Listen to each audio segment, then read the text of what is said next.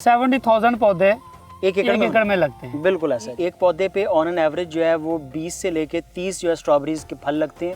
On average की price क्या होगी और इसकी क्या फिर टोटल रेवेन्यू पर एकड़ निकलेगा? स्ट्रॉबेरीज के बारे में जो बड़ी दिलचस्प मालूमात है कि आज तक दुनिया में जितने फ्रूट हैं उसका सीड उसके अंदर होता है और उसके बाहर उसका गुद्दा नज़र आता है ताकि उसको सीड को जो है महफूज रखा जाए। लेकिन ये स्ट्रॉबेरीज में देखें, इसका गुद्दा इसके अंदर है और इसका टोटल सीड जो है इसके चारों तरफ इसका लगा हुआ है सारा। तो ये बड़ी दिलचस्प मालूमात है जी। क्या बात है डॉक्टर साहब, माशाल्लाह डॉक्टर साहब भी पहुँच गए जी। डॉक्टर साहब आएँ जी।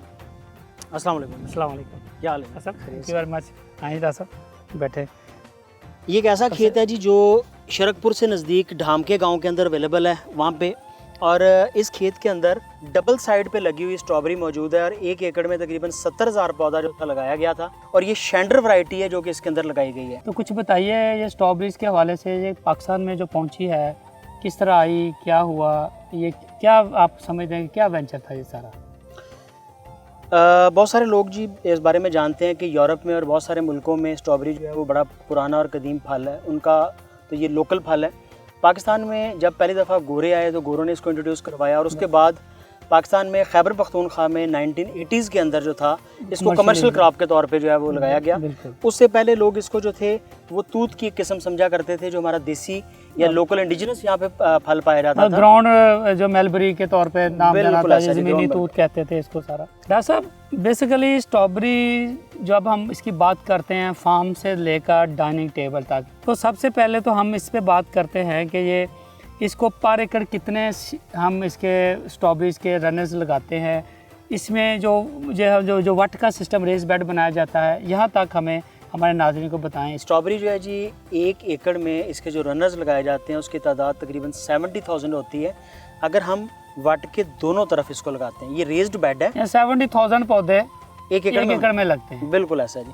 और अगर हमारे उसमें से कुछ पौधे ज़ाया भी होते हैं, कुछ की जड़ नहीं लगती है, हम समझते हैं कि एंड तक चलते हुए हमारे पास 60,000 पैदावारी पौधे मौजूद होते हैं, तो हमारी एक एकड़ की बड़ी बेहतरीन पैदावार देने के लिए। और एक एकड़ में 60,000 प्लांट अगर लग जाते हैं तो पर प्लांट की क्या प्रोडक्शन आती है, एस्टिमेटेड होती है ना? 60,000 पौधा जी, एक पौधे पे ऑन एन एवरेज जो है वो 20 से लेके 30 जो है स्ट्रॉबेरीज के फल लगते हैं, और इसकी जो एवरेज प्रोडक्शन ग्राम्स में अगर हम करें तो 300 ग्राम फी पौधा एवरेज प्रोडक्शन देता है। तो 300 gram multiply with 60,000 plant, around कोई 17,000 किलो जो है वो एक एकड़ से पैदावार आती है। ऑन एवरेज की प्राइस क्या होगी और इसकी क्या फिर टोटल रेवेन्यू पर एकड़ निकलेगा इसका? जो काश्तकार इसको बड़ा जल्दी लगा लेते हैं, सितंबर में लगा लेते हैं, उनकी पैदावार शुरू हो जाती है दिसंबर एंड पे और जनवरी में।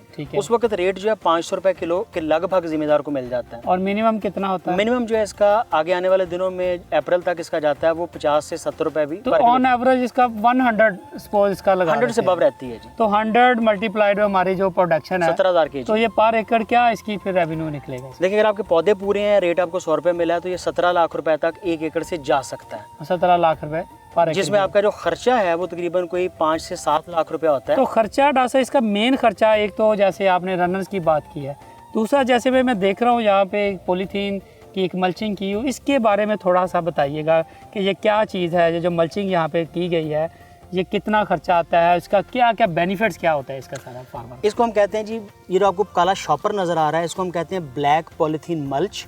पूरी दुनिया में इसको 3 कामों के लिए इस्तेमाल किया जाता है। ठीक है। नंबर 1, इससे जड़ी बूटी, खास तौर पे चौड़े पत्ते वाली जड़ी बूटी को उगने से रोका जाता है। नंबर 2, इससे हमारा मॉइस्चर को रिटेन किया जाता है। तीसरा इसका सबसे बड़ा काम जो है सर्दियों में रूट जोन के अंदर दर्जा हरारत को बढ़ाना, ताकि हमारा पौधा जो है सर्दी की शिद्दत को बर्दाश्त कर सके। बिल्कुल। तो ये 3 फ़ायदे हैं, और सबसे बड़ा फ़ायदा इसका वो कमाल का है कि हमारी स्ट्रॉबेरी जो है वो मिट्टी को टच नहीं करती है। यही यहाँ पे नज़र आ रहा है सारे, आप जिधर भी देखें जो इसके ऊपर है वो बिल्कुल फ्रेश है और बिल्कुल जो है ना उसको कोई फंगस नहीं लग रही, मट्टी नहीं लगी हुई, तो बड़ी साफ़ सुथरी सी नज़र आ रही है। अगला क्या प्रोसेस होता है इसके ऊपर, जो इसकी फर्टिलाइज़र और प्लस इसकी जो पेस्ट कौन कौन से इसके ऊपर आते हैं उसके ऊपर थोड़ा सा बताइए इसके बारे में।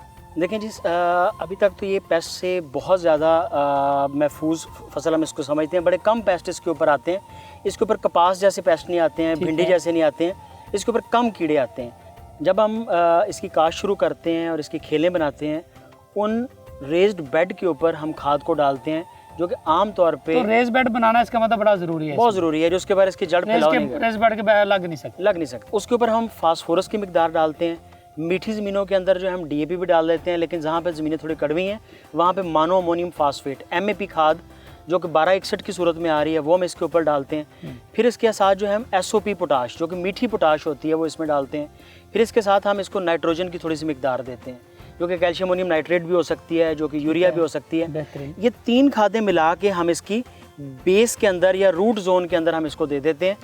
उसकी जड़ों के अंदर ये तमाम खादें देने के बाद फिर हम पौधों को 1 बाय 1 करके इसके ऊपर लगाते हैं, और उससे पहले जो है ये ब्लैक पॉलीथीन मल्च जो है इसके ऊपर डालनी होती है ताकि हमें जड़ी बूटियों से और फिर आगे जो है ना ये प्रोसेस जब तक फ्रूटिंग आती है ये चलता रहता है कंटिन्यूसली, बिल्कुल फर्टिलाइजर होता